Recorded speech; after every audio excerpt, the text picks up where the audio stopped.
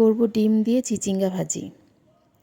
ডিম দিয়ে চিচিঙ্গাটা ভাজি করলে খুবই মজা হয়, একদম মুখে লেগে থাকার মতো স্বাদ হয়। আর আমি এই ভাজিতে বাটা মশলা বা গুঁড়ো মশলা কোনোটাই ইউজ করব না। এই ভাজিটা করলে আমার বাসার সবাই খুবই পছন্দ করে, বাচ্চারাও পছন্দ করে, বড়রাও পছন্দ করে।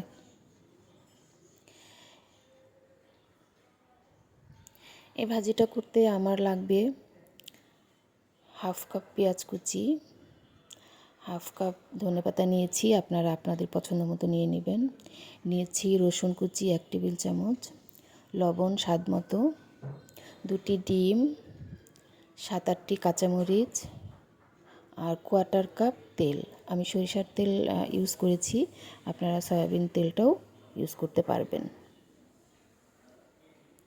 আমি প্যানটা গরম করে তেল দিয়ে দিব, সাথে পেঁয়াজ কুচি এবং রসুন কুচি দিয়ে হালকা একটু ভেজে নিব, একদম ব্রাউন করে ভাজবো না। হালকা কালারটা একটু চেঞ্জ হওয়ার পরেই আমি চিচিঙ্গাগুলো অ্যাড করব।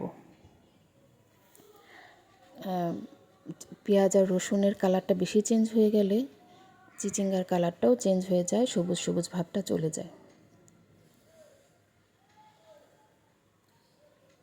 চিচিঙ্গাগুলো দিয়ে আমি একটু নেড়েই লবণ দিয়ে দিব স্বাদ মতো। আমি 1 টেবিল চামচ লবণ দিয়েছি। ভালোভাবে মিশিয়ে ঢেকে দিব 4-5 মিনিটের জন্য। অনেকক্ষণ ঢেকে রাখবো না, অনেকক্ষণ ঢেকে রাখলে চিচিঙ্গার কালার নষ্ট হয়ে যাবে।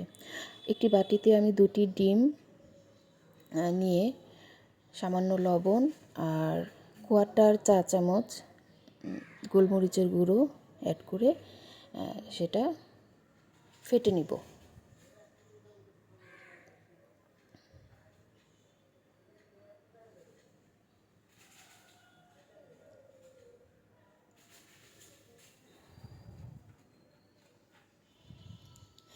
চিচিঙ্গাগুলো এক সাইডে করে অন্য সাইডে আমি ডিমটা দিয়ে দিব এবং কাঠি দিয়ে ভালোভাবে নেড়ে স্ক্রাম্বল মতো করে নিব, ছোটো ছোটো টুকরো যেন হয়। এভাবে আমি চিচিঙ্গার সাথে মিশিয়ে নিব আর অ্যাড করব কাঁচামরিচ। কাঁচামরিচ অ্যাড করে ভালোভাবে মিশিয়ে নিব, ডিম আর চিচিঙ্গা যেন ভালোভাবে মিশে যায়। এ পর্যায়ে অ্যাড করব ধনিয়া পাতা। আমার ভাজি অলরেডি হয়ে গিয়েছে। ধনিয়া পাতা দেওয়ার পর আমি 30 সেকেন্ডের বেশি চুলার উপর রাখবো না। দেখেছেন ভাজিটা একদম ঝরঝরে হয়েছে, কালারটাও অনেক সুন্দর হয়েছে। বাচ্চারা খুবই পছন্দ করবে, আমি আশা করি। আপনারা একবার ট্রাই করে দেখবেন। আর ডিম দেওয়ার কারণে স্বাদটাও অনেক বেশি বেড়ে যায়। বাচ্চাদের জন্য বেস্ট এই খাবারটা। আমার পাশে থাকার জন্য ধন্যবাদ। আশা করি সামনের দিনেও পাশে থাকবেন। আসসালামু আলাইকুম।